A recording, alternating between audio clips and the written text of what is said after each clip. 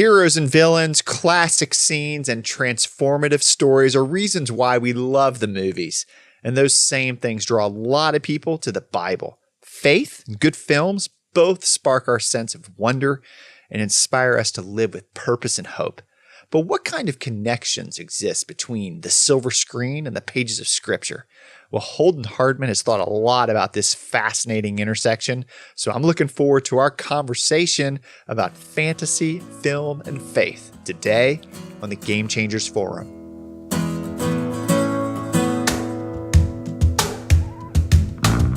Hey, Holden, great to be sitting down with you today, man. Hey, not only do we share a love for Scripture and for great stories, of course, we also share a family connection. And so my wife is your first cousin. That's right. Kara. And man, I'm just, ever since we've spent time together, I've been just fascinated by the things you're doing to help people experience the world of film really in a unique way. So of course, we're going to talk all about that. And I think you're also, I think it's really a cool part of what you do is that you also challenge folks to think about faith in a unique way. So we're gonna get into all that. But hey, man, it's great to see you today. Yeah, it's great. I'm glad to be here, Ryan, and we're gonna have a good time. And I love talking movies. I love talking God, and that's kind of a weird Venn diagram. So when it comes together, I'm all about it. It is. Yeah, it is. It's an amazing, there's an amazing connection there. So yeah, we're going to dig deep in. So I'm going to have you share your story in a little bit, but for those of you who don't know Holden, he has a YouTube channel that is called Holden Hardman. So definitely it's Hardman. And so Holden's YouTube channel is amazing. There's so much cool stuff on that about film. And we're going to explain more about that. But he's got north of 300,000 subscribers. So there's a lot of people that are tuning in to kind of hear and watch what he's doing. So we'll talk about that. But put simply, kind of what Holden and his wife, Jen, do, they respond to and they comment on all kinds of well-known movies. And it's really, really a lot of fun. So definitely check out Holden Hardman's YouTube channel and subscribe. But hey, I want to go ahead, Holden, and jump into how you got into all this. Sure. And even just your uniqueness. So, of course, many people, we love movies and superheroes and the world of film and fantasy, but you've been able to build this massive platform, right? By responding to and commenting on films that people just know and love. So let's start out. Tell us some of your story and like what inspired you to build this platform and how it all began. Sure. Well, I'd always been making videos for as long as I can remember. Your wife, my cousin, can attest that we made some old home videos way back in the day. And I've seen them. They're great. Yeah. They're not great. My patrons don't even have access to some No, of them. but they're so raw and funny, and you guys were amazing. And okay, that's a whole nother conversation. Yeah. But yeah, it's great stuff. Well, thank you. Well, so I got bit by the bug, I guess. So I'd always been making these little short videos with friends and my brothers and whatnot. And that's just always been something that I have done. As long as I can remember, I've made little things. And so when I wasn't even making YouTube videos, I was uploading onto what was then at the time Google videos. And then Google, I think, acquired YouTube a little after the fact. And so now it's YouTube and Google are, they're merged into the same company. They're owned by the same company. And so I was just always making videos. And then I think around like 2017, 2018, I wanted to take it a little bit more seriously. And anybody that had ever been successful on YouTube, they'd always said that consistency was probably the most important factor, right? On top of obviously quality and whatnot. And so I took it as like practice. Like I kind of just accepted that those first videos would not be very good. But I would always try to make the next video, like I would tell myself 10% better. So I had a personal commitment of one video per week, and I stuck with that pretty religiously. I'll even use the word. I was like one video per week, no matter what. And oftentimes I'd be able to do 2, maybe 3. And this is when I was working my 9 to 5. And that's tough for people that want to make YouTube videos and they work 9 to 5s. Right. But I was doing it, and then I just slowly just started getting better and better and better. And then the whole thing with doing movie reactions that was just one video in a long line of different type of things. I wanted to do commentary, kind of like this, or kind of like my other channel, the Pop Culture Christian channel, which I know we'll talk about a little later. We'll talk about that, but I'm just having a topic and talking about it. And then one video that I just happened to do was watching Star Wars with my friend Matt. So I showed him all the Star Wars movies in the same video. It's only like a 15-minute video. And we made that video. It performed as well as the other ones around that time, like 200 views or something. And I made like 9 videos after that, totally unrelated. And then when Star Wars Episode 9 came out, which dates this, I don't know, 2019, 2018, so something like that. And that all of a sudden that video took off, and it got like 30,000 views at the time. And I was like, well, let's do another one. I think we did Harry Potter or something after that. And it stayed up. So I was like, well, let me just do this consistently on top of my other stuff. So I did the reaction videos, and then I would do my other things, but people really liked the reaction stuff. So you started out when you were building this platform, you had a 9-to-5 day job. Yeah. So did I hear you right? You were just trying to do one video per week. Yeah, that was my personal commitment. I'd sometimes do more, but never less. Never less. Yeah. And you're saying that some of those videos maybe got 100 views, 200 views? Less than at the time, especially. I mean, I'd be lucky to crack 100. I would sometimes upload a video and I would lose subscribers from it because they wouldn't like it, or maybe they didn't realize who they subscribed to. And I had to niche down, which is something I really didn't want to do. Though a lot of successful YouTubers will tell you that's what we do now. We do these reaction videos. That's our niche. So I wanted to do all kinds of. I wanted to make movies. I wanted to do commentary. I wanted to do some video game stuff. And that in the YouTube space with the YouTube algorithm is not typically rewarded. When somebody goes to your YouTube channel, they want to know when I go to Holden and Jen Hardman YouTube channel that I'm going to get a reaction video, or if there is something that's once in a blue moon, it's once in a blue moon kind of thing. Yeah. Well, tell me some of the interesting early videos that you did. Maybe ones that didn't go that well, but that you just kind of had fun making, like from the early days. Yeah, I did a lot of like skit comedy, which isn't very, I mean, it's not funny to me now, especially, but it's one of those, like, you look back kind of fondly. We did one, my buddy and I, he lives in Atlanta now. We did a lot of videos together. And we did one with like Sunny D. We did one where like we were kidnapped by like the CEO of Sunny D, and it was really stupid. Like, I don't know if you remember Smosh. They were like early YouTube. They were like this sort of buddy duo comedy thing, and we kind of mimicked a lot of what we made our own skits, but kind of in their style. And that was one of the things we started off with. But a lot of stupid stuff. We did one with like the Real World with the Grim Reaper or something. I don't know. It all sounds stupid when I'm saying it out loud, But that was part of your journey. Yeah, I mean, you were finding out like what as you said, you've really settled into a niche, but you were kind of figuring out. And I'm sure you were having fun too, right? Oh, yeah. This is something you loved. Oh yeah, 100%. Yeah, for sure. And I'll tell people today, even like that, look to me for YouTube advice, is to make sure that it's something you really enjoy, because people look to like the Mr. Beasts or the PewDiePies or the Jacksepticeye's, like Markiplier's, the big YouTube guys, as like the rule, when in reality, if you're going to be successful, whether that's, hey, I'm making enough money on YouTube to pay my gas for a week, or pay my rent, or pay a power bill or something, like that's great. But you're more likely to probably mirror what my journey was, this sort of marathon. It takes years.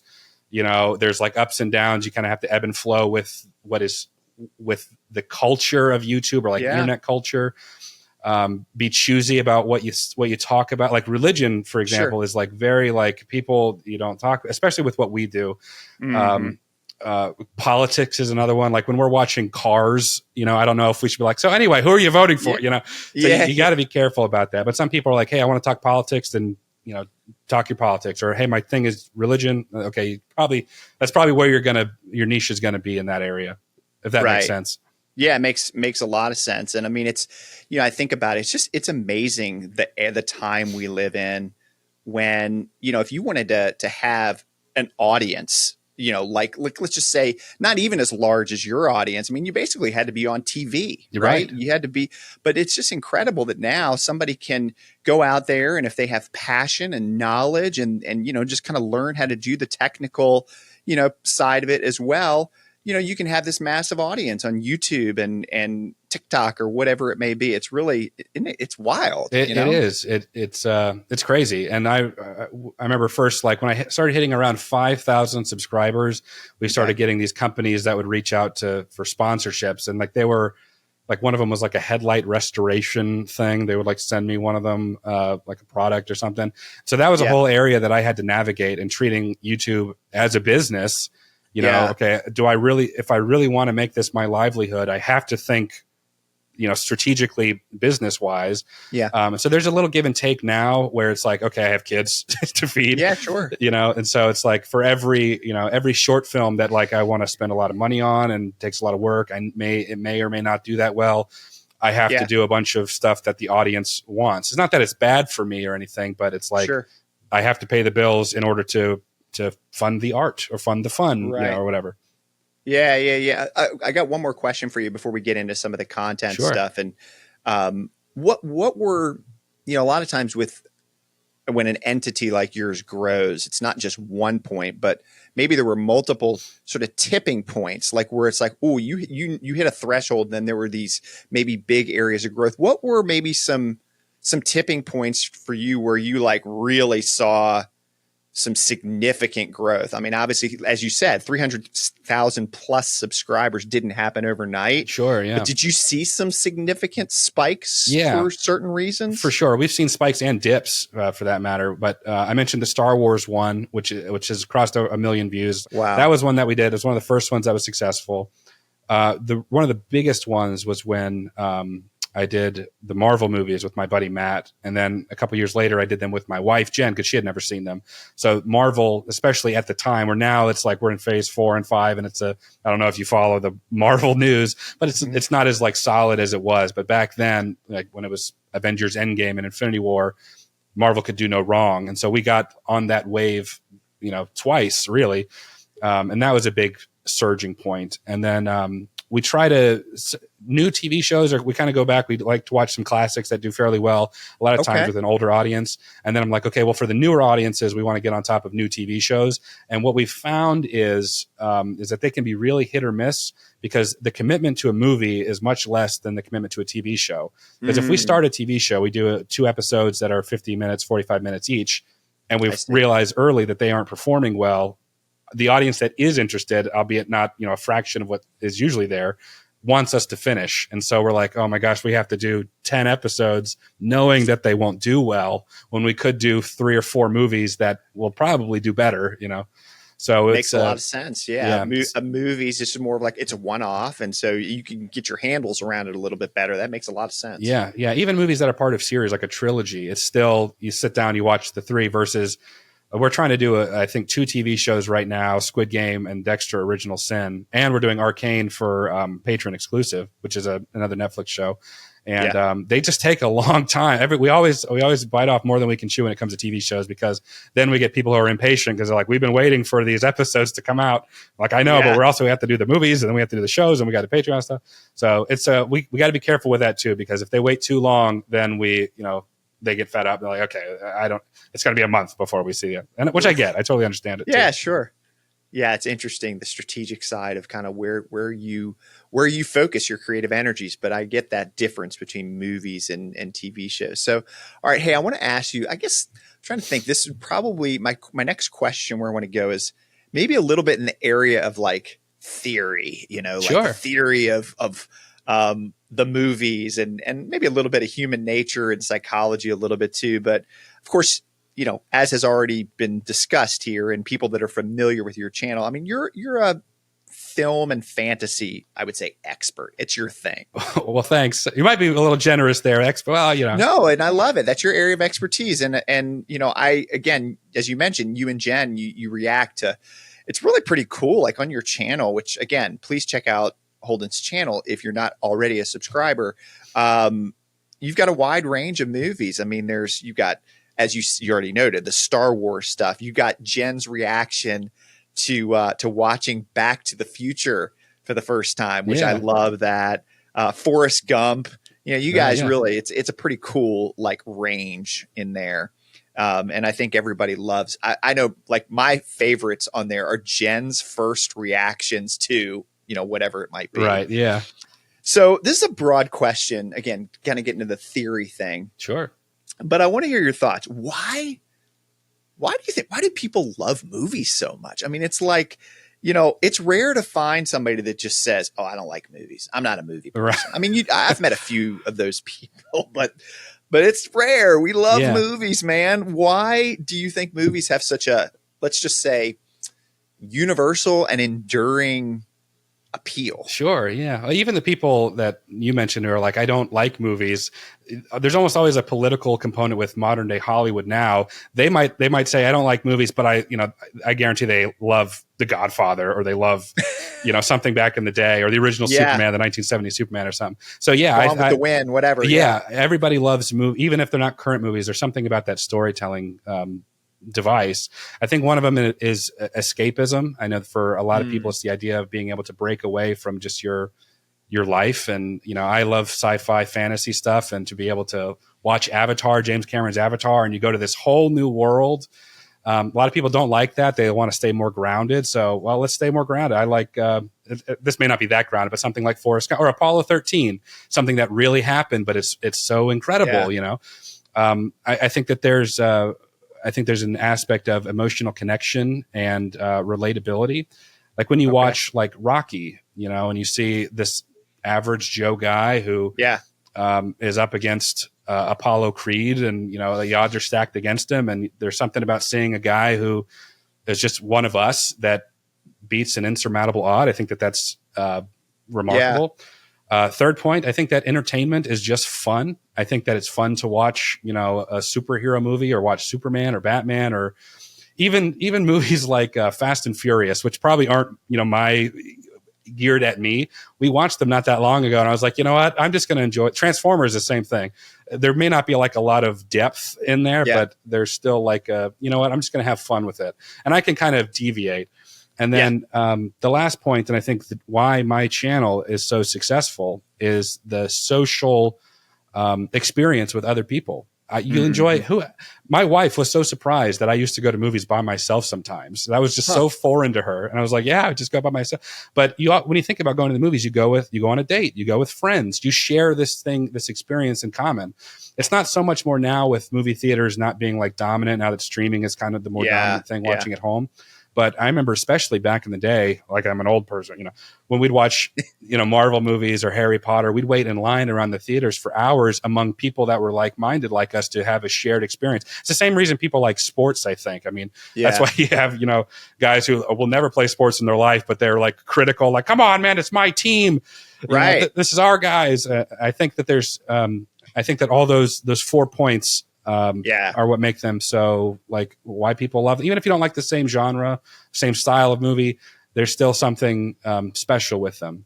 Yeah. Do you still go to the actual movie theaters to watch like movies in the theater? Yeah, we're actually, my wife and I are A-list members through AMC, so we can see up to 3 movies per week, but we don't utilize it nearly as much because we have the kids. So we saw Mufasa was the last thing we did. And of course, whatever we watch in theaters, we can't react to. So we kind of, that's another pick and choose thing. But yeah, we still do from time to time. Yeah, to me, there's still nothing like going to the movies, getting some popcorn and or whatever, get something to drink, and just watching the movie, on the big screen. 100% agree. It's amazing. I agree 100%. I love seeing a good movie in IMAX. There's some movies that I'm just like, sorry, audience, I'm going to go see it. A lot of people, I mentioned Avatar already, but a lot of people say it's a little overrated. Seeing that thing in IMAX, man. Yeah, I loved it. I'm one of those people, I guess, that just really like that movie. I know it's not the most unique. A lot of people said the first one was like a Dances with Wolves, just with blue aliens in space. Maybe, but I still had a good time. So, man, I hear you. I got a confession as far as like love going to the movie theaters, but the movie theaters that are combination like restaurant where they bring the food to you in the theater, like a meal, right? Yeah. They're like serving. Oh man.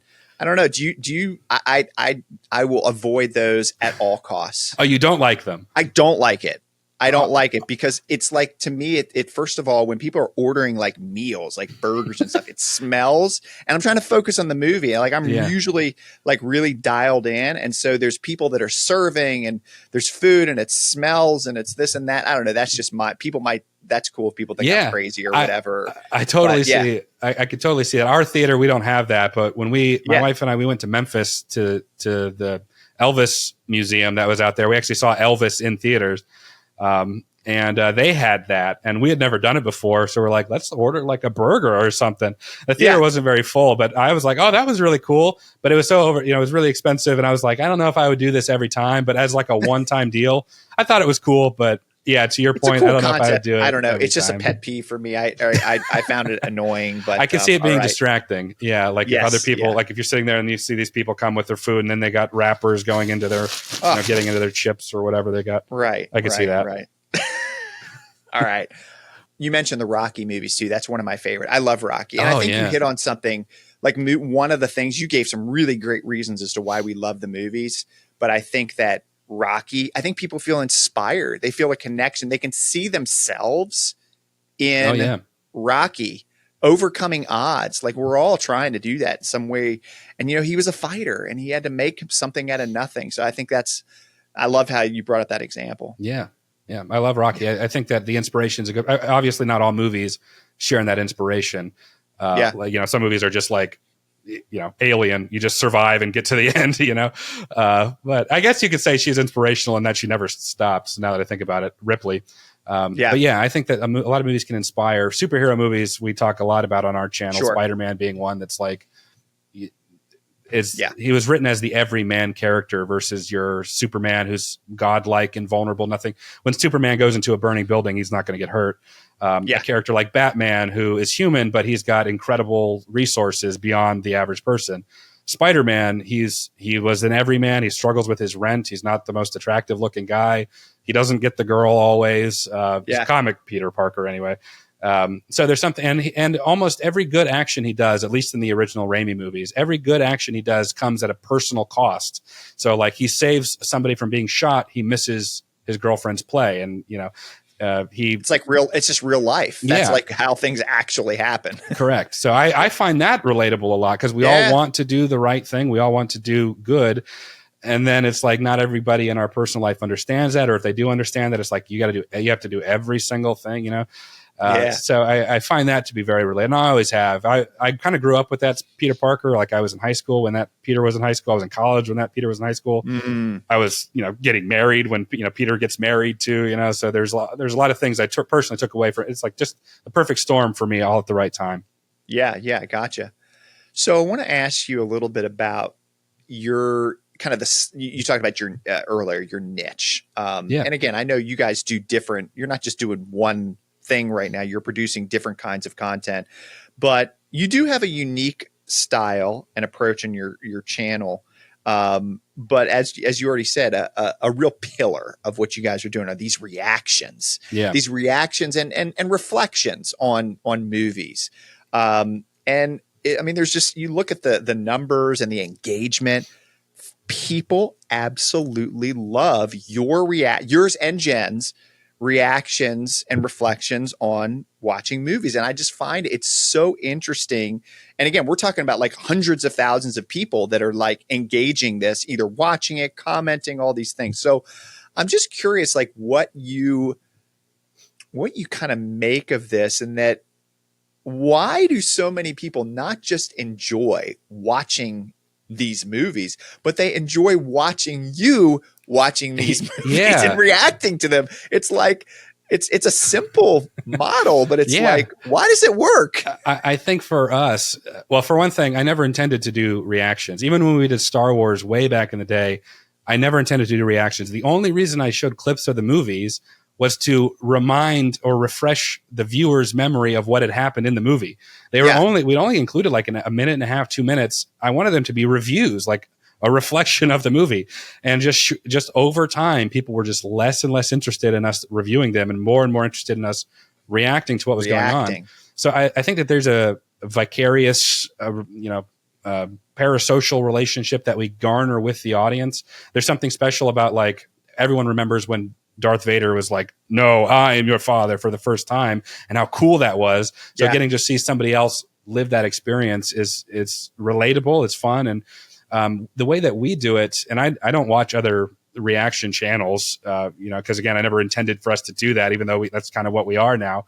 But we're very much just like we're ourselves. We joke about what we deem joke worthy. You say a lot of people like it. I see a lot of people who hate the way that we do them, because we'll sometimes talk, and we watch movies with subtitles, and but people are like, you missed this one line of dialogue. And as a fan, I get it, but also like we're watching. We had some people that were like, that just wanted us to shut up, be quiet, and just watch without any dialogue at all. So I think there's a vicarious parasocial relationship that we've garnered with our audience. That would be my technical reasoning for why I think it does well, or why people are so engaged with it. So you actually get a lot of people that criticize like how you guys do it, and like get angry at you guys. Huh? We do. We get sometimes I'll be off, I'll be wrong. And there was when we did Back to the Future 3, so that was recent as of us recording this. We did Back to the Future 3, and when we did Back to the Future 2, I said incorrectly that they filmed Back to the Future 1 and 2 together. That was not true. They filmed 2 and 3 together.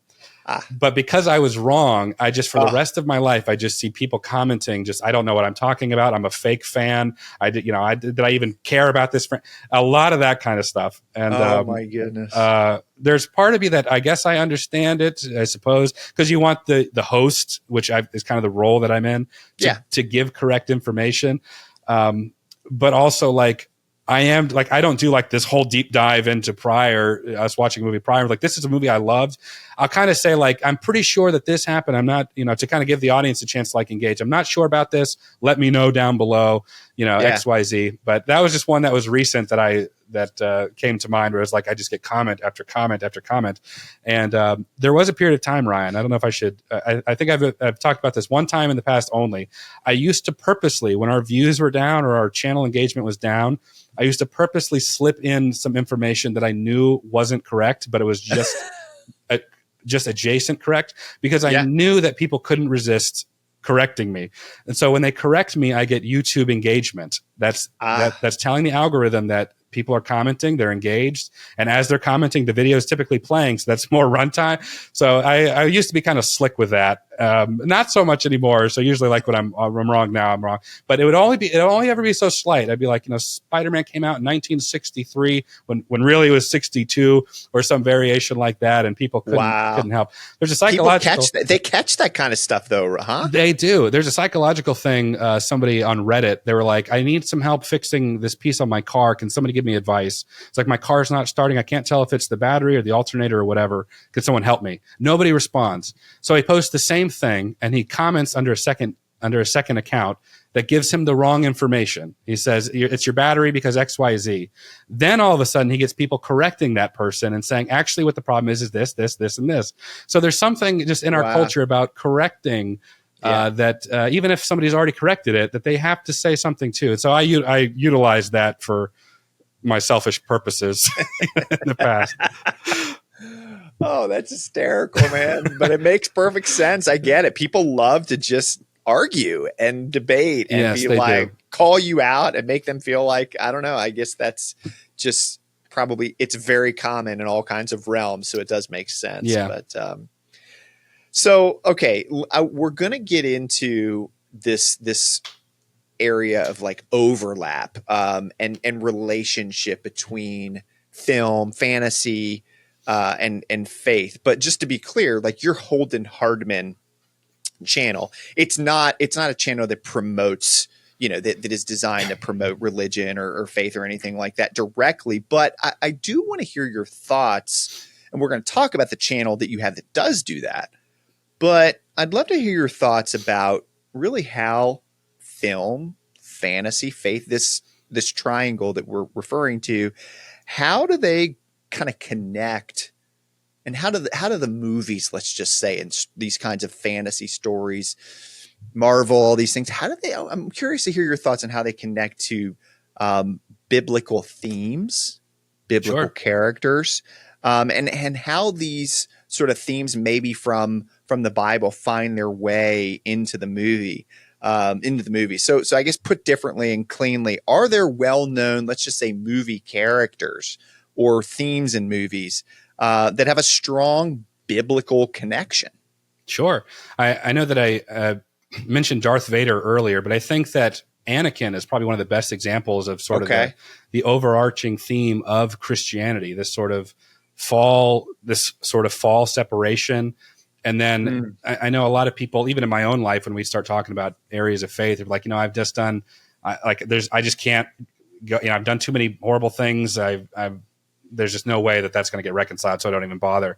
And I think that when you have a character like Anakin, who was good, fell away from the Jedi Council. This is getting really nerdy, just me talking about it. But this falling away, and then he does some really horrendous things. He killed like kids. He destroyed planets. He enacted immoral governments. And then there's this moment where his son comes along and is like, you can still be saved. Right. You can Luke. still be redeemed.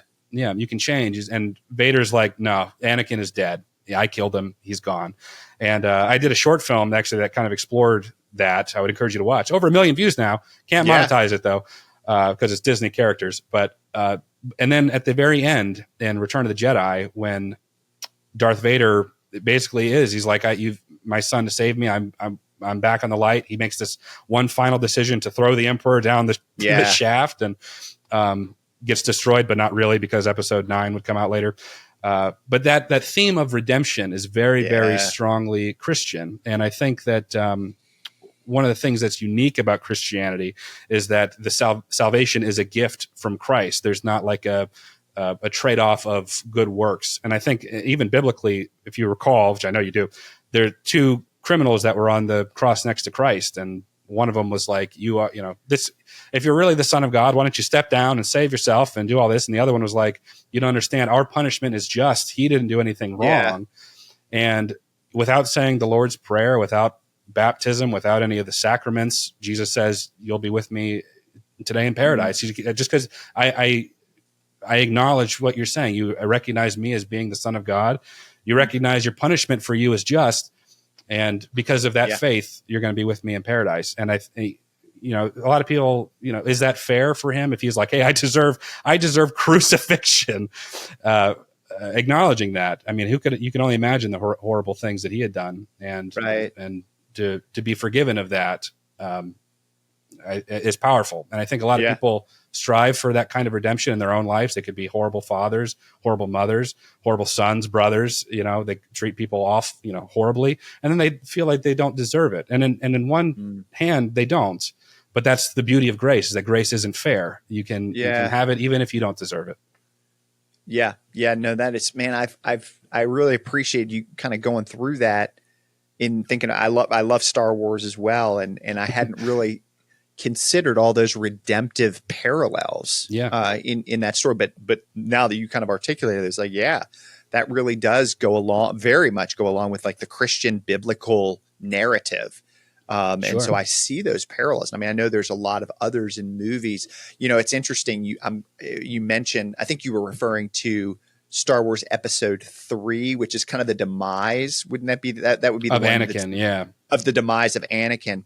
And I just, when my kids are also big Star Wars fans, and so we talk about Star Wars all the time. That one is actually my favorite. Yeah. Episode 3, because even though it's very dark and it's hard to watch, but you can just see choice by choice, little by little, it wasn't with Anakin. It wasn't all at once. It was like all these little steps that ultimately led to it. And it's like, I don't know. I just think there's a kind of a brilliance in the way the story is told. And it's there's a lesson there too. Yeah. It's like, kind of like, when it comes to, kind of a wrong path, it's like, it's usually not all at once. It's those steps. And we see that, don't we? Yeah.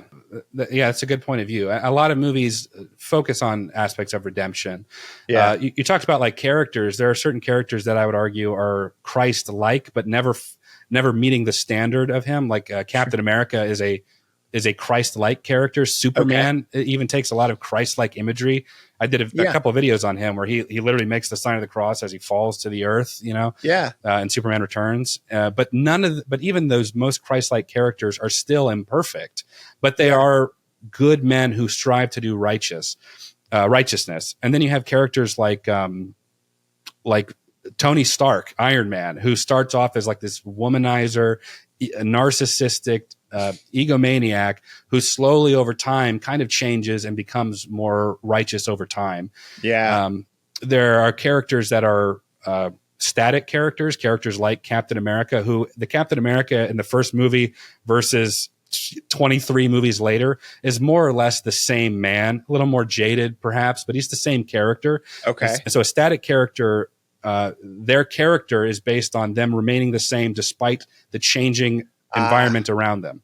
A dynamic character like Tony Stark, he changes over time. So he'll start off as, all those things I said before and become righteous. Steve Rogers stays righteous the entire time. And so a lot of people talk about like character growth and character development being like like an arc. I hear people say like an arc is a term I hear also, right? Yes. Yeah. But they'll use it as a requirement for a good character. And I disagree. I think that Tony Stark's Iron Man is a good character because of the arc he went on. But Steve Rogers is an incredibly compelling character because he does not waver despite culture, despite the overwhelming odds, adversity that's thrown on him. He is righteous, and that's who he is. And it doesn't matter what comes his way. He's not deviating from that. And I think that they're both compelling, but people relate to them in different ways because I want to be Steve Rogers. I want to be righteous regardless. Some people relate more to Tony Stark. I have been a womanizer, narcissistic piece of crap, but I'm working on it. I'm not perfect, and I'm definitely funnier than everyone else. But I'll be good one day. And a lot of people relate to that too, which I get. I understand both of them, but I want to be like Superman. I want to be like Captain America because those are righteous characters, and so a lot of people relate to them differently. Yeah, that makes a lot of sense. But even with, I think what you said is important. Even with the static characters, the change is what's happening all around them. Correct. Right. Yes. And so they're showing that strength and that resiliency, and they're having to face all these new challenges and stay the course, which is hard to do. Yes. Yeah. Yeah. And inspiring when you see it happening. Yeah. I'll see some people say that Captain America was a bad character because he had no character development. I said, well, considering the events that went on, that's pretty impressive. I mean, what would we want him to do? Turn into somebody that is less righteous, that is less good? He might have been a little more naive at the beginning. I don't think that they don't change at all. But his fundamental core being remains the same. Yeah, that's really brilliant, because I think we could even say, maybe to bring up a biblical character, I've actually heard it argued that, Joseph Joseph in the book of Genesis, like he was pretty good, even though, he's a little bit arrogant and pompous as a kid, and, all the that we see early in the narrative. But I mean, he was good. He was righteous pretty much from the beginning. But I think the beauty of Joseph is that we see that he was, everything that came at him, he made the best of it. And he continued to, try to walk a straight and narrow path and to honor God, even as circumstances change. So would you maybe see Joseph as more like a Captain America type character, or do you have a different angle on that? I could see the argument. I love the Joseph story. I think that is great. And as you point out, he was always kind of good, but he was the younger brother. He had some growing up to do. He did. Yeah. And I think that that's fair to say. But to your point, he was never evil. I don't think he was ever really malicious in my recollection. But I think that the real moment came like when he was standing there with second in command of Egypt, and his brothers come, they don't recognize him. And I think that you could just get this whole feeling of like, what's he going to do? Like, he has the authority, the power now to get even or to forgive. And I think he played with it a little bit. I think he had what was his other brother Benjamin at the time. He like put the thing in there, and he was like, he toyed with him. Yeah, right. He was kind of messing with him a little bit. Yeah, but at the end of the day, he's like, okay, I'm your brother. So I could see like the way I interpreted that as him kind of wavering, like, how do I really want to handle this? Yeah. Do I, but I could see him being, if I were to talk about it as like a character, I would say that he's probably more of a dynamic character. I don't Okay. know. There's argument. Yeah, I could see it's a bit both. of a hybrid. I could see. Yeah. I mean, there was, there's a little bit of a hybrid there, but yeah, it just made me think of him because maybe it wasn't as dramatic of a change, but he had some growing up to do and Maybe maturing. I could see both ways, and Yeah. maybe he would be more of a static character because he definitely he became more good, so maybe or more righteous. So I could see maybe a static character, and there again too. It's not always black and white, but that's why I use those characters are more binary, I guess, in that way. But I could see him being a static character or an argument being made for that. Yeah, interesting. Okay, hey, I want to, as I said earlier, so you've got this. We're talking a little bit more about incorporating the faith aspect of this conversation, and as we noted, you've got this additional or separate YouTube channel called the Pop Culture Christian. Yeah. In which you directly discuss issues of faith, and particularly, Christian topics. And I love, you have a video called, What Can Lieutenant Dan Teach Us About God? I love that.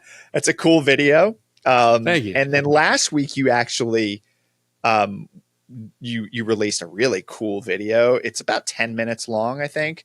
But it's called The Jedi Council, Evil, or is it Evil or Misunderstood? And then you just go through and you talk about parallels with Christianity. Yeah. So again, I know we're talking about Star Wars a lot today, but there's a lot to talk about. That's all right. I like Star Wars. Yeah, me too. So that was really cool, and I encourage people to check out that video because it's very compelling on the Pop Culture Christian channel. So you begin your episodes on the Pop Culture Christian channel by saying something that I think it's a really intriguing line. You say, I take a look at popular culture from a Christian perspective and find God everywhere, even in the most unlikely places. Okay. So that's how you frame your what you're going to go into. So first of all, I'm curious, what inspired you to start that channel separately? And what are some of those unlikely places in popular culture that you find God? Sure. I think that you brought up a good point when we're just naturally talking about Darth Vader and redemptive characters or Captain America and redemptive characters. Like, it's kind of like Joseph. Yeah. And I think that faith is just so embedded into me. I can't help but see these types of things in places. As far as finding God everywhere and the motivation, a while ago, there's this other YouTube channel. What are they called? I forget the name of them, but anyway, they're very like they were anti-Marvel at the time, like anti-superhero movies. And they basically had this whole premise that Marvel movies are imbued with satanic messages imagery to intentionally lead people away from God. And was this a Christian channel? Yeah, it's a Christian channel. Okay. Yeah. And I kind of like your reaction, like, what? Kind of like, if anything, they teach, while nothing is directly like, hey, Jesus Christ is the Son of God, follow him. They still teach kind of Veggie Tale style, good morals, good character, whatever. Whatever. But I went through one of their videos and I just was like, some of the dots they were connecting were so bizarre. And so I made a series at the time called God in the MCU on my main channel. So no Pop Culture Christian channel at this time. And I just went through their video as a Christian, probably disrespectfully a little too much at first to my own discredit. And then I was like, okay, let me, if I really want a good response, I got to be in good faith. So my bad on those first few videos, if you go back and watch them. But yeah, so I would kind of take their points and I'd be like, that doesn't make sense. Here's why. This is the point you're making, but this wouldn't work here because X, Y, Z. And they actually, I ended up doing like 5 or 6 or 7 of those. And they contacted me and flew me out to Tennessee. No way. We did a 4-hour debate live about Superman and being the Ubermensch, which was Nietzsche. He was a very profound atheist, talked about, the Superman. And this is the point of secularism, to get people away from Christ, that believe that we can be Supermen and, no longer need a savior. So a bunch of stuff like that. Yeah. And so I did a bunch of those videos, and that was kind of like the first taste of like, okay, I'm talking to the camera. I'm talking about this specific thing as a Christian blatantly. Yeah. So that's point one. So I already dipped my toe in there. Yeah. And the second thing that was on your main channel. That was, again, I think that's very important. That was before you were doing the Pop Culture Christian thing. Yes, correct. Yeah. My wife and I did The Boys, which is an Amazon Prime show. It's a superhero show, but it's very, very like gory. It's vulgar. It's extremely vulgar, very anti-Christian kind of stuff. But we're watching it, and I kind of dissect movies, as movies. And I have a personal opinion and then kind of a, an entertainment opinion. And I kind of, Sure. and I'll delve into both when appropriate. And in one of the videos, one of the main characters made some really, I hate to say it because they're like in our culture, it's so like everyone's offended, but it just bothered me. I was like, because that's not fair. That's not fair. The way that he was representing Christians.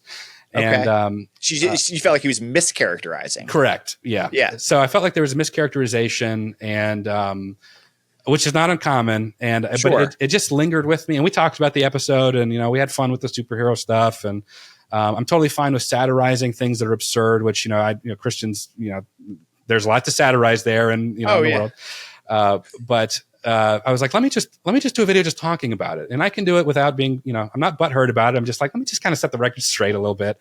And so I did 2 videos again on the main channel talking about that. And one of those videos was for the evidence for God, like empirical, non-biblical evidence for God. And there were like 10 points that I made in that video about it, because one of the characters was like, we use religion to control people. That's what religion's for. You'll hear that from secularists all the time. We made the Bible to control people. So I did those 2 videos, and I was like, they're really out of place, and I get such a mixed opinion from people, and it would never stop me from doing what I want to do. Obviously, I started the Pop Culture Christian channel, but I got to be careful because, again, I am feeding my family here. I can't be so divisive. This is a divisive topic. Yeah. And then I did a couple other ones on some anime movie about how Zuko from the show called Avatar: The Last Airbender is like the epitome of the prodigal son, like it's like they took that story and made it an animated thing in this fantasy world. And I just talked about that. And then in some of our movies, their religion would be brought up, like in a movie called Unbroken, where this guy's faith was a primary motivator. And so we talk about that, and I always try to be in context. Like I'm not, I don't want to be one of these pushy, shovey Christians, but I'm also not going to hide. Like everyone knows I'm a Christian on the channel. I'll put it that way. Sure. But I was like, you know what? I'm just feeling more conviction, I guess. Like I feel very blessed to be in the position I am to watch movies with my wife for a living. Yeah. And granted, it was a grind, but I've worked the less than $10 an hour jobs where I've done 16-hour shifts. I've done it all. So you've had to hustle. You've had to hustle and grind to get where you are. I love it. Yeah, and so I just felt very called of like God being like, okay, I've given you this. I've given you the skills. You asked for this too. Like this is what you told me you wanted to do, Holden. Now I want something back. And I just felt this like conviction in me, and I was already dabbling in it. I was already doing it on the main channel. And then I was like, let me start the second channel. It really will probably just be a when I get around to it kind of thing. And that's sort of what it is still. You mentioned I posted a video about a week ago. One prior to that was like 3 months ago, but it's just when I get kind of around to it. And I just want to start talking about things that an agnostic would understand. So my videos really aren't meant for affirmation for Christians. They do help. It does help with that.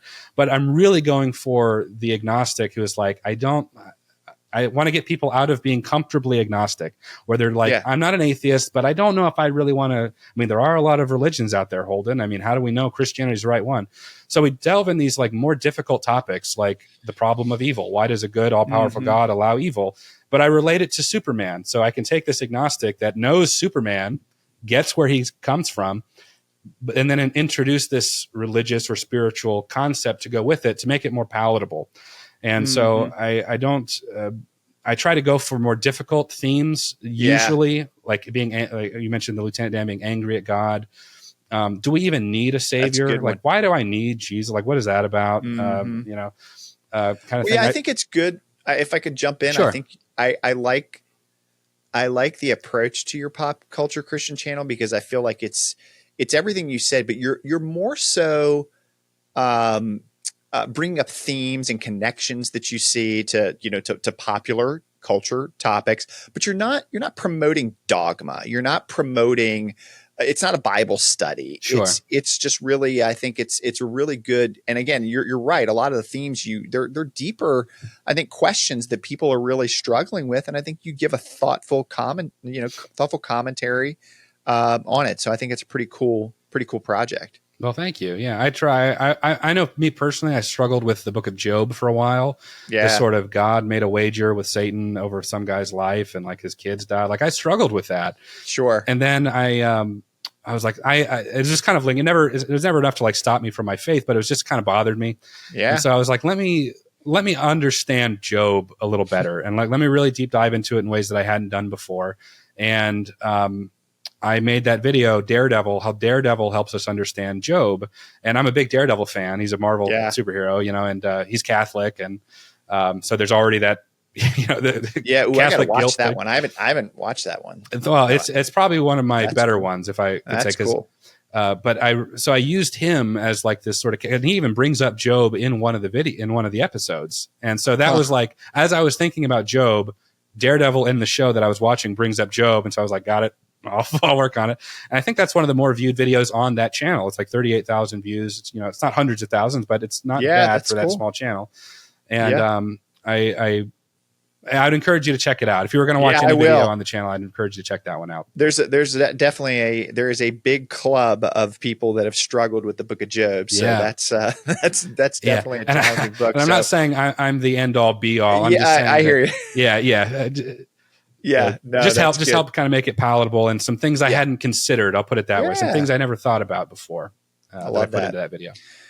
So kind of just drilling into this a little bit further, because you're thinking, watching, about how popular culture and film and all these how it intersects with religious topics. I am curious, kind of on a practical level, to hear your take on kind of a modern issue and just sort of a cultural, social phenomenon that's happening in our days. And just that, just in relation to the steep decline in church attendance in America. And it's not just churches. So I don't want to pick on Christians or Protestants, Catholics, whatever. It's just religious affiliation in general. So, but I was interested to see that there was a 2024 Gallup poll that reported that 20 years ago, 42% of Americans attended church regularly. So that would have been 2004, not that long ago. Your Spider-Man 2 came out. Yeah. What's that? That's the year Spider-Man 2 came out. Yeah. So of course that's a good anchor point. All right. Anyway, continue.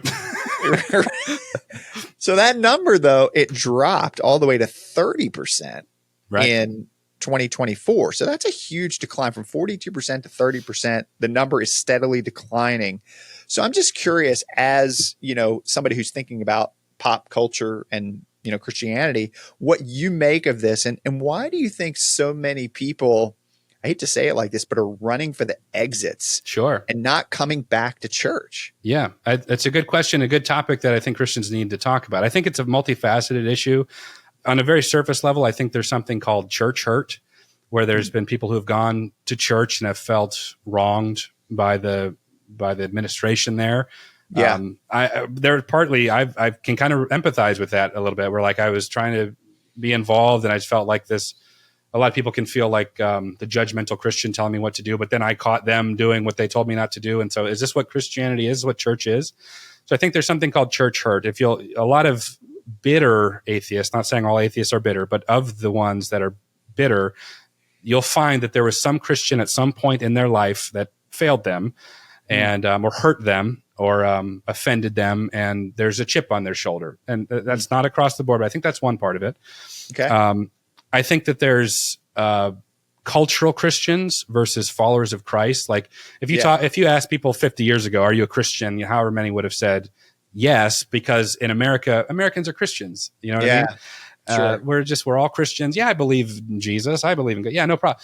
Versus like, I am a follower of Christ. Like I've actually taken the time to think about what that means. Yeah. For just reality. There is a God. Like what? Like just think about what you're saying. Right. And so I think that we come from we have a culture of cultural Christians that people who are atheists look at and say, oh, I don't really actually want to, they're no different really, and the difference that they do have, I don't really care enough about. So that would be a second thing. Yeah. And I think our culture and the direction that it's heading is a big reason why, especially for the younger culture. I think we have a culture of self where everybody wants to worship something. It's almost like ingrained into all of human history. We have to worship something. Sure. And I think our culture worships ourselves. We don't have opinions anymore. We have our truths. And my truth and your truth are equal. So if you're saying the sky is blue, I'm saying it's green, that you speak your truth, I'll speak my truth. And so when you have a God, this objective truth who says, I am the way, the truth, and the life, also, and I have a plan for you. I want you to do things my way because I'm looking out for you. I'm your father, versus like, I can kind of do it my way. I don't really want to do like, that's why you'll see a lot of people who say that they're spiritual but not religious. They talk about the universe. A big thing. Yeah. They'll talk about the universe. The universe is looking out for me. The universe will tell me where it wants me to go. The universe. So they want all the benefits of having a good God without any of the relationship qualities. They would rather worship the creation than the creator, because the universe doesn't require anything from you. It just wants good things for you. It wants to put good things in your path. Kumbaya. And I think the God of the Bible, the God that I believe that there's empirical evidence for, is not that it requires of us. He wants a relationship with us, and that requires some give and take. That requires, I don't always get my way. And in our culture, I think that they hate that. I think I think it's literally hated in our culture. And it's not that I don't understand that. Nobody likes being told what to do, but I have to believe that I have to put my trust in God, that he wants what's best for me. And that's tough. I mean, even for a seasoned Christian, it's one thing to believe like, I think that there could be more, there could be a being. I believe in him, but it's another thing to say, I believe in, as in I trust him. I believe he's there, but also I'm going to let you dictate my life. That's a big difference in belief. It is. I think, the difference between belief and trust, that's a huge difference right there. And I think the cultural Christian point I was trying to make earlier is kind of the belief in that, like, I believe that this exists.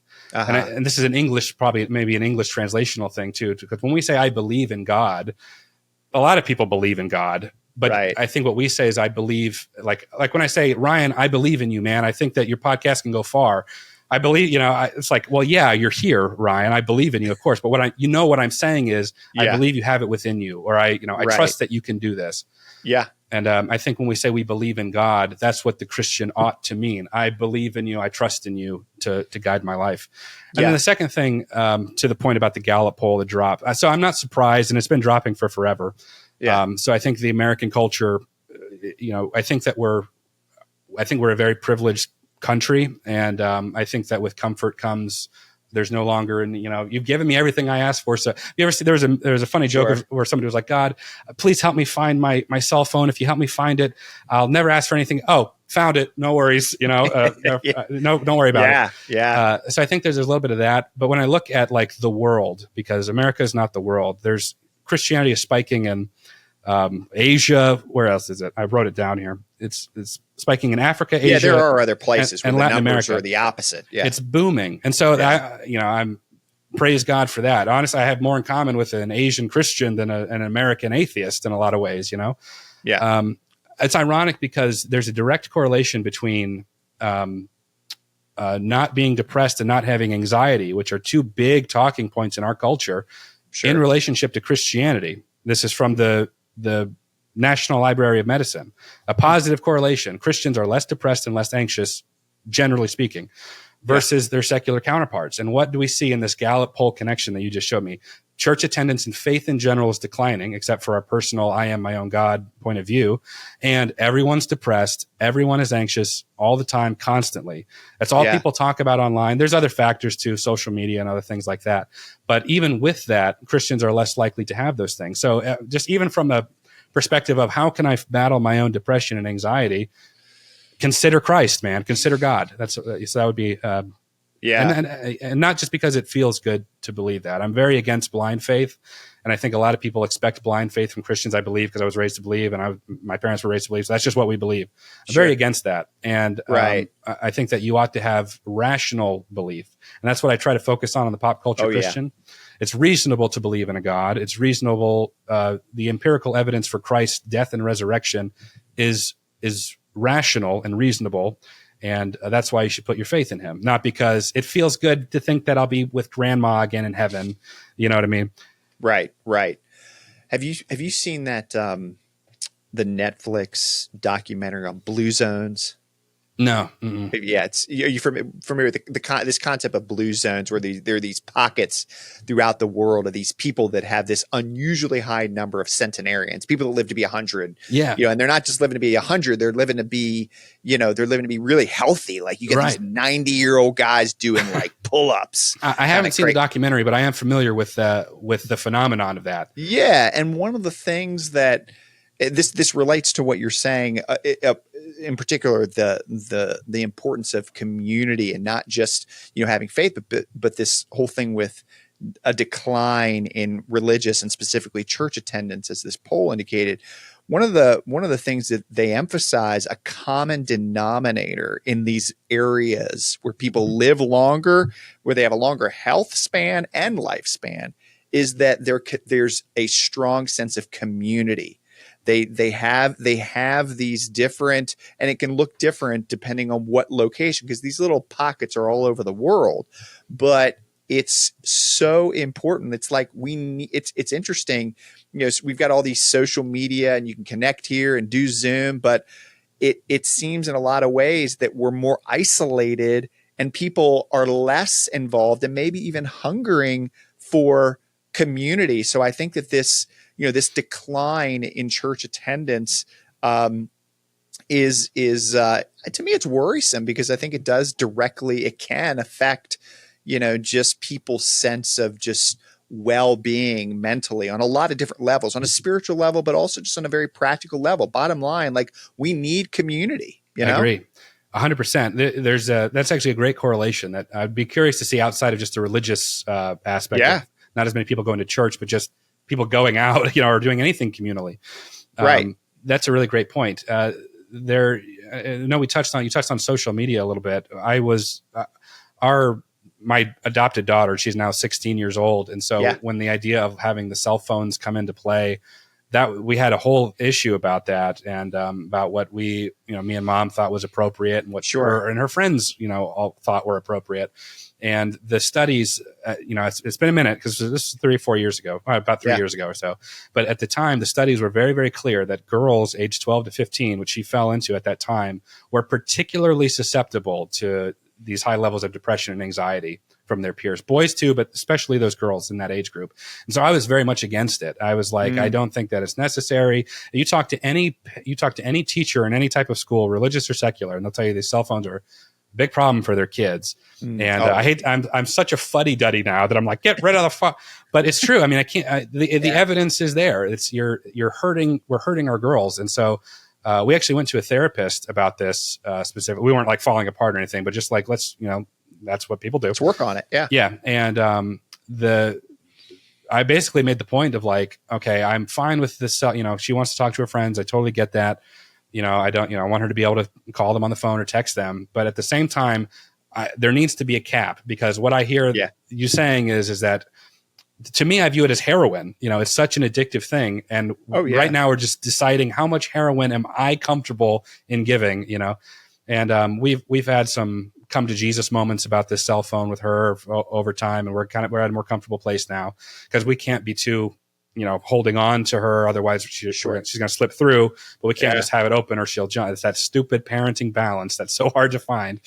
And it is hard. Oh my goodness. But that was something with that social media that, like, it's in their best interest to not, but their focus is their peers. And that change usually happens around 12 from parents to peers.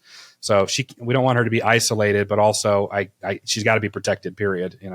Yeah. Yeah. No, I hear you 100%. Yeah. I mean, those are issues I struggle with my own kids, as well, but, no, it's important. But this sense of, not being on the phone all the time, person to person, community, man, no matter what stage of life it is. And especially as we get older, I mean, I think the bottom line from that, we'll close this loop, but what that Netflix Blue Zone documentary and other studies have demonstrated well is, if you want to die quickly or young, isolate yourself. Yes. That's a great way to do it. That's a sure way to see your health go way down, is to not have person to person, face to face community on some level. Yes. I agree 100%. It's ironic because we don't let the kids watch YouTube or like extended periods of TV unless we're watching with them. Yeah. Even in those cases. And because we're YouTubers, we make YouTube videos for a living. I always thought that was kind of ironic, but we make sure to allocate time for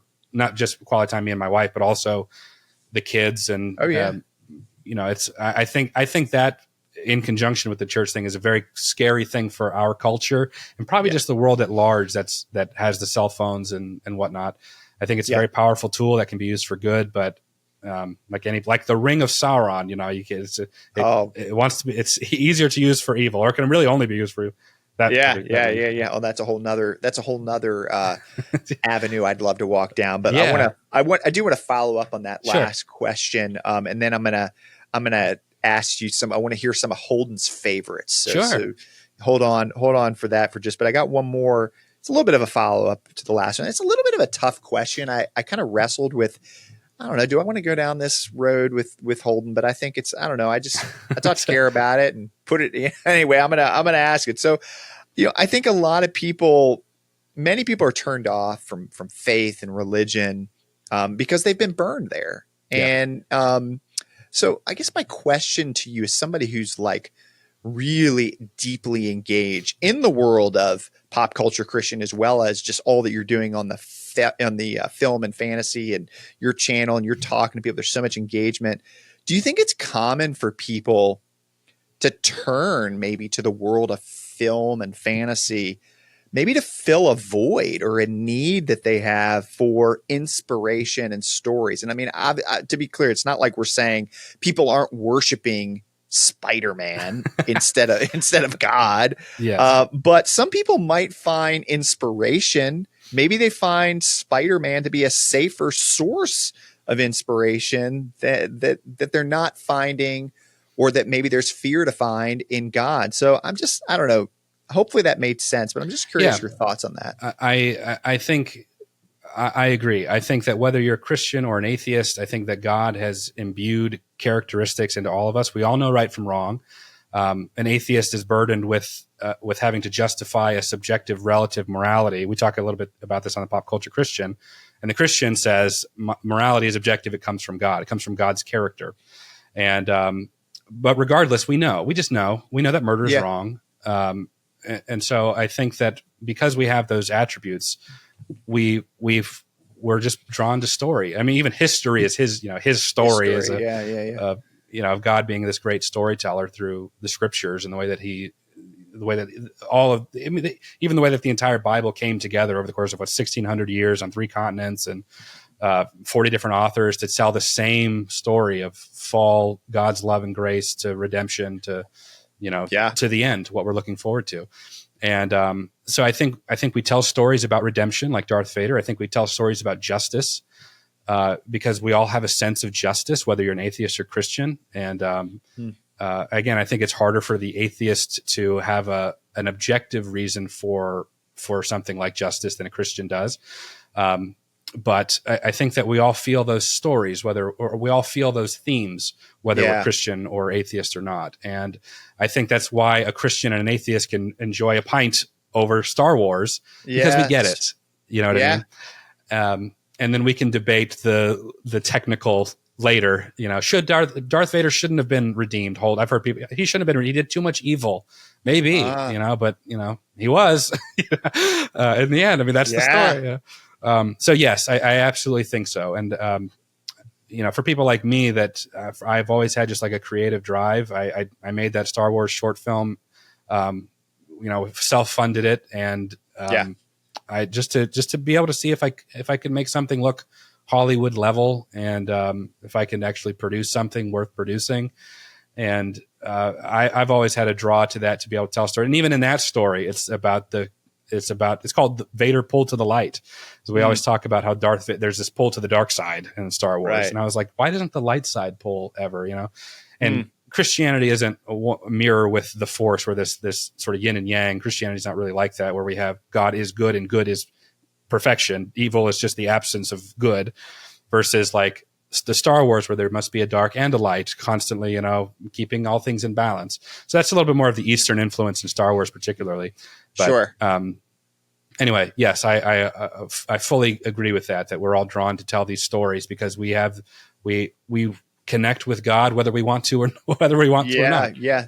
We're all looking for stories and narratives that inspire us and give us a sense of that purpose and that hope beyond what we can see. So, okay, so much more to say, but I want to round the corner, bring this home, and just kind of finish up with some fun stuff. Sure. That I'm sure maybe even some of your many followers may not even know, your thoughts on some of these questions I'm going to ask you. But I'm labeling these next few questions here Holden's favorites. All right. So I'm really interested. I know the answer to one of them, but I don't know several of them I don't. Okay, so I'm not going to pin you down. The first question is I'm not going to pin you down to an all-time favorite movie, although if you have one, we want to hear it. But give me 2 movies that stand out to you that are just really personal favorites for Holden Hardman. Yeah, it's a tough question because I feel like I kind of go in moods of like, man, I love Forrest Gump. I'll watch that one again and I'll be like, okay, this is up there. I could just rewatch it. So I think rewatchability has to be high. But one of the movies that I think that I always kind of go back to is The Count of Monte Cristo, the Jim Caviezel and Guy Pearce one. Yeah. Very Christian themes are very Christian themes or very religious themes in there. And that's circumstantial. Such redemption. Yeah. And a great arc. Yes. The longing for revenge, because it's another one of those cases, like we get it. If that happened to any of us, how could you not? Oh, And I just love everything about that movie. And then obviously Spider-Man 2 is up there. And there's multiple reasons for that because I related so much to Peter Parker. That was really at one of the early stages of like me wanting to be a filmmaker. So I really admired Sam Raimi, who was the director of that movie.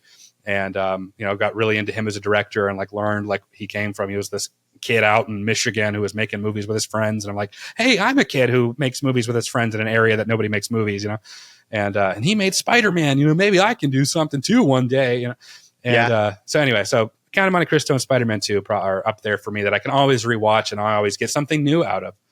Yeah. That's really cool. So I'm not gonna give my own answers to all these, but I do want to tell you what my favorite movie of all time is. Yeah, go ahead. And it's a little bit out of the norm because I don't watch a ton of old movies, although I like old movies. Hopefully I've seen it. Oh, you've seen it. My favorite movie of all time is Casablanca. Oh, wow. Hey, that's great. I love Casablanca. I could watch it over and over again. And one of the most tragic components to my life is that my kids don't like it. Oh, they won't watch. They watch it with me once. They will not watch it with me repeatedly. And it's a very major source of bitterness. But I love Casablanca, man. Rick. Oh my God. And obviously it's Humphrey Bogart and it's in him in all his glory. But I love the character Rick. I mean, he's just like this shady dude, but he's good, man. He's a good guy. And he's heroic, and he's willing to sacrifice. I see some, we could break Casablanca down a little bit and see some real biblical parallels there, but yeah, man, Casablanca. Oh, I love it. It's funny because I love some good old black and white movies. Have you ever seen On the Waterfront? It's an old, maybe not. There's, even Psycho, classic Alfred Hitchcock stuff. Oh, Hitchcock. But Hitchcock. I love Hitchcock. Yeah, but there's some people like that they just won't watch it because it's black and white. I don't know if you've ever run into that before. And I kind of get it on one hand, but also like there's a silent film from like the 1920s, Charlie Chaplin. It's called City Lights. It's one of the best love stories I've ever seen.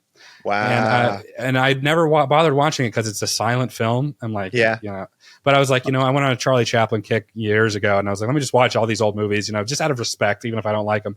But I ended up loving that one. But I love that you mentioned an old black and white movie that is classic. About it. And it would, there's no chance on earth I would want to watch it in color. Like watching it would almost take away from it. Yeah, no, it would be like anathema to watch that in color. So I'm grateful that it's still in black and white. And you just inspired me, like old Hitchcock movies. Oh my goodness, I love Psycho. I actually still have to show my wife Psycho. North by Northwest, the Rear Window with Jimmy Stewart. The Birds. My goodness, Birds. Yep, the Birds. Yep. Okay. Anyway, we're geeking out. I'm gonna pivot a little bit. We're still in Holden's favorites. And this one's not really a question, at least for my knowledge, because I know the answer. But Um, who is for our audience? I think they would love to hear who is Holden Hardman's favorite biblical character. Yes, I've always gone through. I've always gone back and forth between Peter and Paul as my favorite apostles, but I usually give the edge to Paul as being my favorite apostle. Yes, Paul is your favorite. Why Paul? I think when I read his letters, I think that he brings a level of rationale to an otherwise area that could, especially for the time where he's dealing with Roman pagans and everything, where everything can be kind of superstitious, and he's just very like grounding. And I want to be that way too. I think that there's an element of like I want to be a grounded. I don't want to be a superstitious person. I don't want to be afraid of my own shadow or anything. But and I think that he brings a level of rationality to the faith that I admire a lot. But he was pivotal in, I think, bridging the Jewish Christians and the Gentile Christians together. And without his influence, I'm curious about how that would have gone down. Yeah. Now, Jesus, there was the centurion or whatever that Jesus, that was a Gentile, and he's like, look at his faith, and he's a Gentile, and you're Jews, and he has all this faith in me. So I think that those letters were pivotal, and I think that there's a reason that they're in our New Testament. And anyway, but I've always loved him. I think that he's great. It's interesting. I mean, I think there's a lot of people that love Paul, and as you know, like I'm obviously very interested. I've written a book on Paul and so all that. So I could talk about Paul all day, but that's for a different conversation. But I find it was interesting, like the reasons that you just gave for why you like Paul are not the reasons that people typically give. I find that fascinating. We've been trying to have this Paul conversation, and for a while. And you're right, and we will. That'll be, for another time for us to have a more lengthy one. Yeah. But it's interesting that you mentioned just sort of the rational and even just the way he was relating to Greco-Roman culture, the gods, because I think that's something that a lot of people miss. Yeah. But you really cannot overstate how important Paul's engagement with the gods, because I mean, basically he was saying you need to turn, non-Jews, you need to turn from your gods and give allegiance to the God of the Bible, right. The God of the Jews, however you want to put it. And that was such a radical, dangerous thing. Big time. Doing. Oh my goodness. But they hate it today. I mean, Paul is one of the most hated apostles. He could be the most hated apostle just in our modern culture. Muslims hate him. They attribute him as being the big factor as to why people, as like part of the corruption of the Bible. Our modern culture hates him because I kind of mentioned everyone has a truth and all truths are equal. The idea of a Christian coming in and talking against or even replacing pagan gods is shameful in our culture. Like that's their culture, whereas we speak from objective truth. Is there God exists, period, or their gods exist or no gods exist? One of those is true, and so we treat religion as though it's this separate thing from reality, but we're all claiming, even an atheist claims a reality. The reality is there is no God. One thing I talk about in the Pop Culture Christian channel is that atheism as a worldview is never challenged hardly ever. Christianity, Judaism, Islam, all religions are constantly challenged, but atheism gets this pass. And so they're like, well, we just say that there is no God. And I said, well, there are implications to that. Have you ever considered them, that there is no objective morality? So if I kill 100 people, or if I am Mother Teresa and I join the Peace Corps, the end result is the same. You always talk about, why does God allow kids to die of cancer? Well, if your worldview is correct, they don't really even objectively matter anyways. It's just they got a bad hand, luck of the draw. We existed without them before. We're going to exist without them. Like that's your worldview, Right. And I just don't think that they're challenged enough on it. And so I do a little bit of that on the channel too.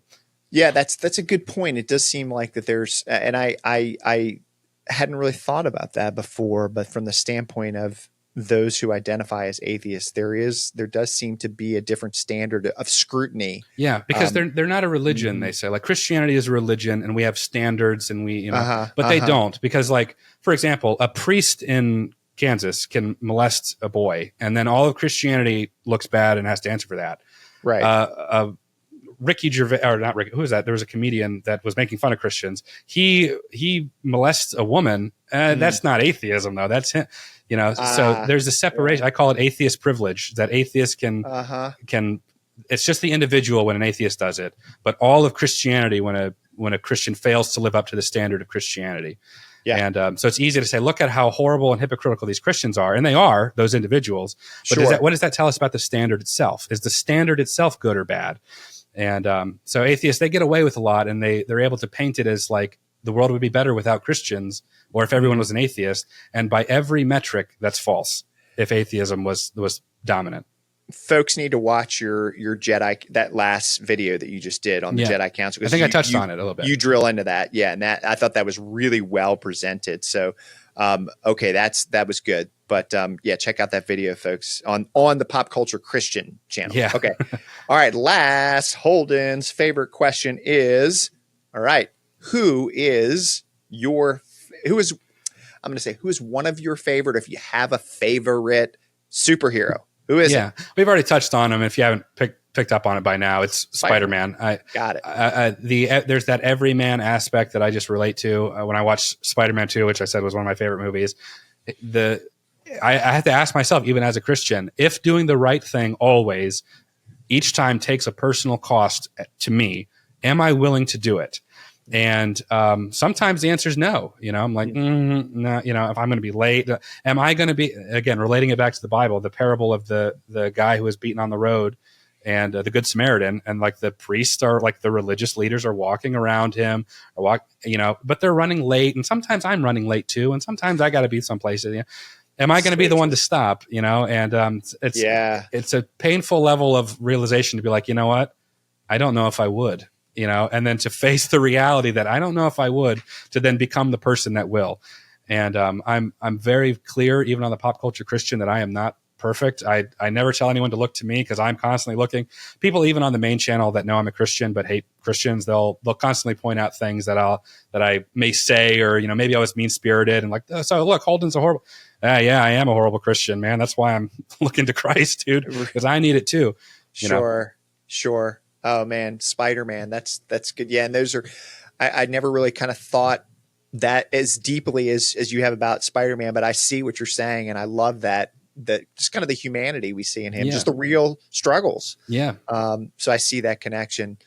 Oh, Holden, man, we could do this. We could do this for so much longer. There's so many things that we could have drilled into, but this is a great conversation, man. I just loved it. And looking forward to hanging out with you more, but we're out of time. It's been a lot of fun. And I think just this intersection between fantasy, film, and faith, it's so interesting. And I think it's this thread, a thread runs through that, that we all need stories. We all need hope. We all need something bigger than ourselves to inspire us. And I really appreciate all that you do to usher, you're really just ushering people in to the world of film and faith to make life better and to help us to live with greater meaning. So, I think it makes a difference. So, hey man, keep up the great work. And thanks so much for coming on the Game Changers Forum today. Yes. Well, I loved your book on Paul. We will talk about it at some point. Ryan was very gracious enough to give me a signed copy. So make sure you check that out, because there's a lot of really great stuff in there. And a lot of things I talked about too that I hadn't thought of before. And I'm a perpetual student, in everything that I do. So I always love learning. And you taught me some things. So I appreciate that a lot. Thanks, Holden. It was a great discussion. We'll do it again. Yes. All right. I'll take care, everyone. Thank you, Ryan. I appreciate it. Well, thanks for listening to today's show. Hey, I'd love to hear your thoughts in the comments section.